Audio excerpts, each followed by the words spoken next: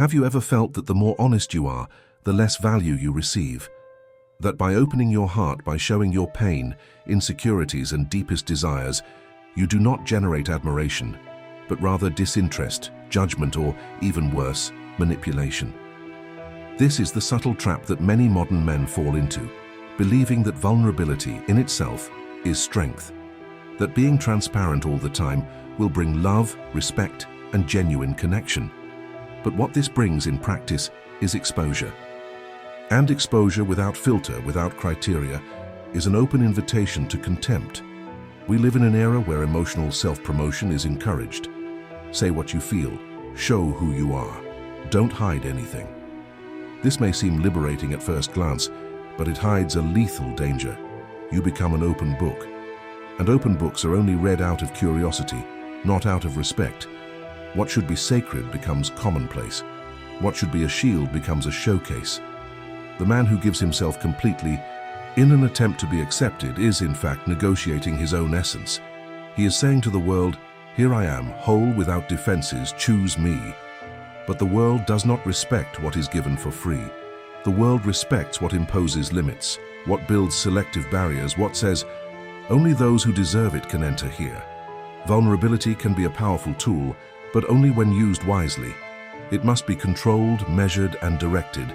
Showing too much of yourself all the time is giving up the mystery that generates respect. It is eliminating the contrast that sustains desire. It is blurring the line between what is intimate and what is accessible. And without that line, you become easy territory to invade. Strong men are not those who shout what they feel. They are those who understand what they feel and choose whether, when, and to whom they will reveal it. That is not coldness. That is lucidity. That is emotional strategy. Because true mastery is not in showing everything. It is in knowing what to hide, what to protect, what to keep inviolable. And this is where the metaphor of the psychological wall comes in. Not a stone wall which isolates, but an invisible, silent wall built with emotional discipline, clarity of purpose, and selectivity in connections. This wall does not prevent love. It prevents abuse. It does not block intimacy. It filters out superficiality. It does not distance. It protects. The modern man's mistake is to confuse accessibility with authenticity. To believe that being authentic means being available. But a truly authentic man is not accessible to just anyone. He knows the value of his own silence. He knows that his time, his energy, and his story are not for everyone. They are for those who conquer, not for those who demand. You need to understand one thing. Respect starts with the way you position yourself, and positioning is a limit. It is what is unsaid. It is what you leave open. It is what you do not deliver immediately. A well-built psychological wall is one that makes you intriguing, not confusing, present but unreachable, firm but not rigid, clear in values but indecipherable in intentions. Men who build this wall are not lonely. They are selective. They are not at war with the world, and they are at peace with their own essence. And because of that, they don't need to prove anything.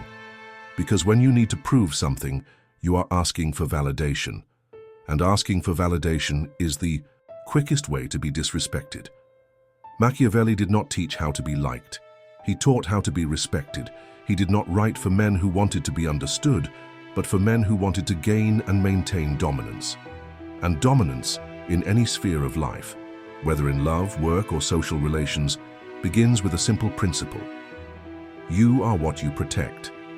So if you feel like you've been giving too much, talking too much, explaining too much, maybe it's time to be silent, to observe more than react, to protect more than expose.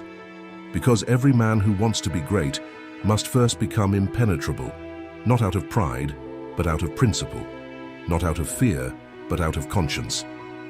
Stay with me until the end, because in the next few minutes, you will learn 5 Machiavellian rules that build this psychological wall, and that can transform not only the way you relate to others, but above all, to yourself.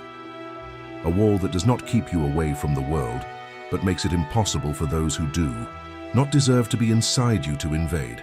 And remember, true power does not beg, it does not justify, it does not bow.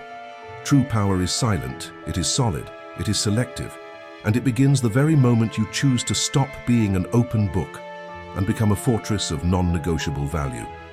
Do you want to know why certain men walk into any room and are immediately respected without even saying a word? It's not about beauty, status, or economic power. It's about internal structure, presence.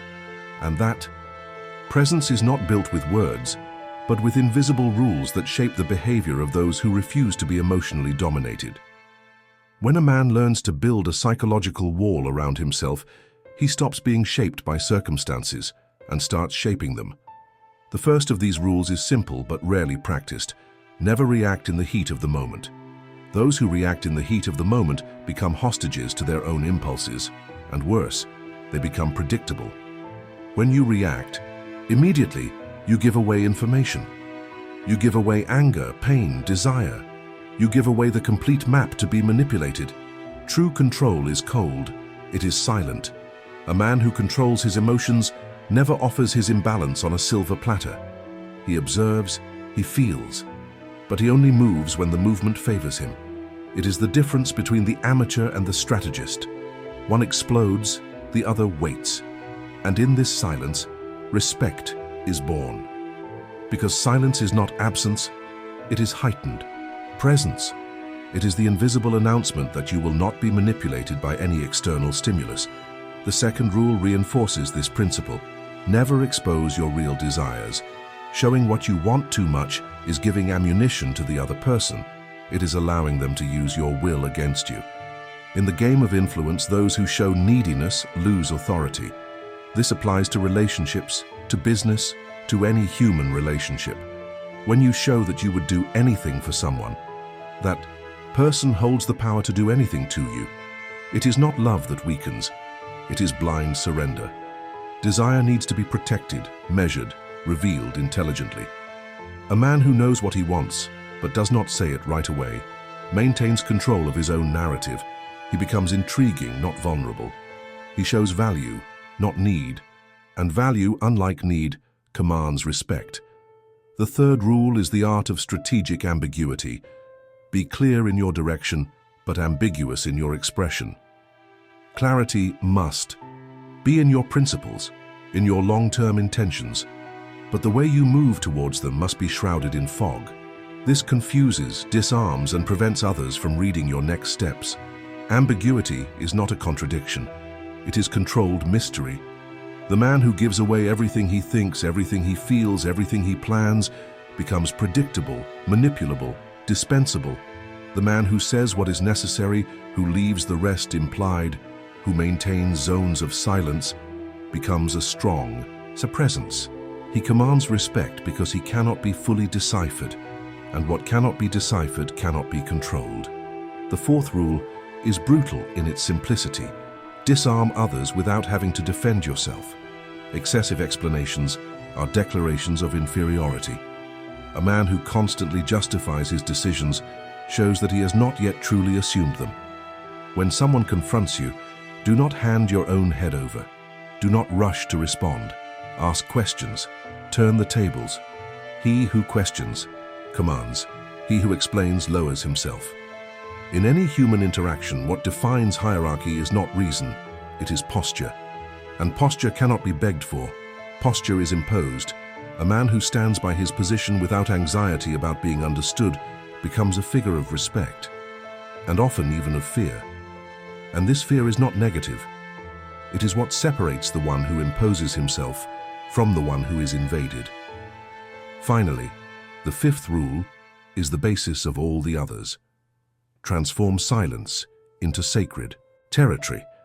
A man who does not know how to sustain silence firmly has not yet mastered himself, because silence says everything that speech cannot. It shows that you are not in a hurry, not anxious, not afraid of emptiness. And what scares manipulators the most is precisely this: a man who does not need to fill the silence with explanations, compliments, or insecurities. He simply is, present, firm, aware. And in this silence, he becomes a mirror. The other sees himself and does not know what to do, because what is weak needs speech to exist. What is strong is enough in presence. These 5 rules, when applied consistently, Build a wall, a psychological wall that does not isolate but selects, that does not turn you into a cold being, but into someone who controls their own emotional temperature, that does not repel love but repels manipulation. This wall transforms you from an easy target into an unshakable presence. And if you take this seriously, you will notice a radical change. People will start treating you with more care, more attention, more respect. Not because you shouted, not because you explained yourself, but because you protected yourself. And protection, in the modern world, is the language of silent power. You've come this far and perhaps you're beginning to understand. Being an open book has never protected you. Saying everything you feel has never made anyone respect you more. Showing your worth through total surrender, emotional, physical, or psychological, has only served to weaken your presence. Now, with the 5 Machiavellian rules of the psychological wall, a new paradigm is beginning to emerge. A new type of masculinity, a new way of being in the world, selective, solid, silent. But there is something that needs to be said with brutal clarity. This wall is not a shield against arrogance. It is not an invitation to emotional isolation, nor is it a cold armor that turns you to stone. This wall is, in fact, the only way to protect what is most valuable in you, your essence. Men who don't build this wall are constantly invaded. Every day, they are manipulated by empty promises, dominated by people who quickly identify their emotional gaps. They are always trying to explain what they feel, seeking approval, wanting to be understood. But what they receive in return is judgment, rejection, and use. Because the world does not forgive fragility exposed in a disorderly way. The world tests, the world invades, the world is heavy-handed on those who have not yet learned to position themselves. Now think about it. How many times have you negotiated your value in exchange for crumbs of attention? How many times have you adapted, kept quiet, molded yourself to what the other person wanted, just to avoid being left behind? How many times have you betrayed yourself, trying to preserve a connection that only existed if you pretended to be someone you were not? This is the biggest mistake a man can make, accepting a distorted version of himself. This is the true death of identity. It's like building a cell and calling it home. It's like putting on an armor made of other people's expectations and feeling them tear at you from the inside with every step. You look in the mirror and barely recognize yourself. You feel something is wrong, but you don't know what it is. And what's wrong is simple. You no longer belong to yourself. The psychological wall exists precisely to bring you back to yourself. It is the clear line between what is yours and what belongs to others. It separates what should be protected from what can be shared. It prevents you from losing yourself in the eyes of those who do not see you. And most importantly, it prevents you from kneeling before those who never deserved your truth. Many people confuse this wall with coldness, but that is a mistake. The wall does not kill affection. It protects affection from contamination. It selects. It filters. It allows you to love with dignity, not with dependence. Because true love, the kind that builds, edifies, and honors, only arises where there is respect. And respect is never given to someone who gives themselves completely without criteria. What you need to understand is that selectivity is not contempt. It is self-honor. It is emotional dignity. It is an internal code that says, not everything I feel will be said. Not everything I think will be exposed. Not everything I desire will be offered. It is the awareness that your interior is sacred territory, and that only those who honor the rights can enter. Those who have a legitimate emotional key, and not those who break down the door with empty charisma or promises of presence. Many men today are emotionally bankrupt, not because they lack love, but because they lack judgment. They are emotionally exhausted, not because they love too much, but because they love without walls, because they let anyone in, because they confuse empathy with submission, because they believe that being good means being passive, and that being vulnerable means never protecting yourself. It is not. Being good is having strength under control.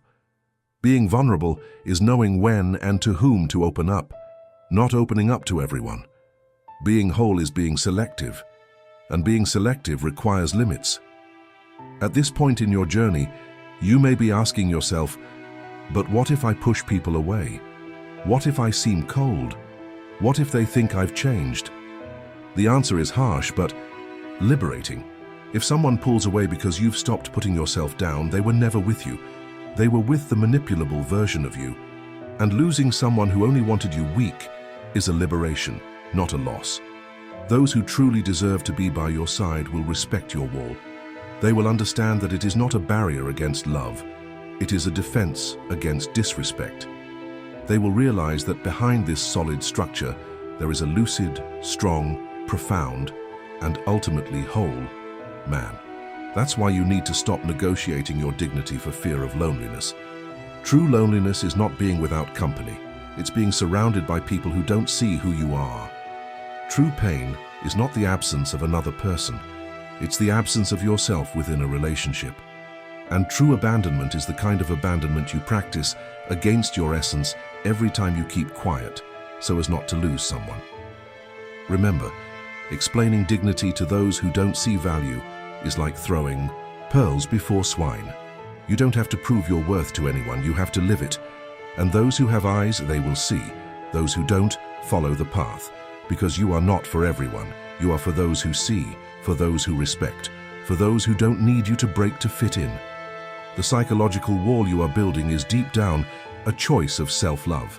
It is the end of the cycle of emotional submission. It is the break with the culture of acceptance at any cost. It is the beginning of a new era, where men do not lose themselves to please, but preserve themselves to remain whole. And when you position yourself like this, firm, calm, unshakable, the world changes around you. Because you start to emit a different frequency. You stop attracting what weakens you and start magnetizing what you respect. You stop being an option and become a presence. You don't need everyone's approval. You need the respect of those who matter. And that respect comes when you stop begging for love and start protecting your truth. This is the big turning point, the point of no return, the moment when you decide that you will never again be accepted at the cost of betraying yourself, that you will never again be validated by your weakened version, that from now on you will be respected by your stronger, more aware, more impenetrable version. Because the man who annuls himself is forgotten, but the man who imposes himself with silent presence, he is remembered, he is marked, he is unattainable for the little ones, and non-negotiable for himself. We have reached the end of this journey, and perhaps the beginning of a new version of you. After understanding the rules, absorbing the need to build a psychological wall, and seeing the price of not protecting your essence, there is only one truth left. Either you walk whole, or you will be eternally fragmented by the desires of others. The world will teach you that you need to adapt, that you need to mold yourself, that you need to be easier to love.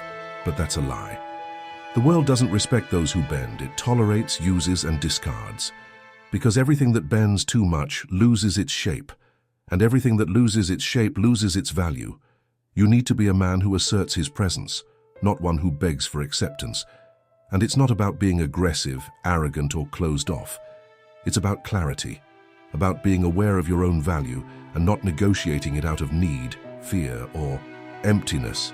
Because if you're going to lose someone, let it be because you're whole, and not because you're so malleable that you become a shadow of yourself. An unforgettable man doesn't need to shout. He doesn't need to prove anything. He doesn't get lost in childish games, in shallow arguments, in desperate attempts to convince someone that he is worthy. He knows that true dignity cannot be explained. It is felt. And for that reason, he doesn't need crowds. He only needs coherence. The difference between the common man and the man forged in Machiavellian thinking is simple. The former is always seeking love. The latter builds respect. And respect is not asked for. Respect is imposed with posture, with strategic silence, with selective presence. The common man wants to be remembered with affection. The strategic man wants to be remembered with admiration. And admiration is born from the contrast between what is seen and what is not fully understood. You need to be that contrast. You need to be the combination of clarity and mystery, of firmness and restraint, of presence and limits. You need to be the one who, even when silent, dominates the scene, who, even when you walk away, is remembered, who, even without making an effort, is respected. Because your energy speaks for you, your posture precedes your words, your silence shapes the environment. And that is not arrogance, that is alignment. Alignment with your truth, alignment with the destiny of who you were, born to be. The man who seeks approval walks off axis. The man who seeks respect walks with purpose, and the man who walks with purpose does not bow down to any emotional threat. You have two choices. Keep trying to fit into the world, or become a man so aligned with his own essence that the world has to adjust to his presence.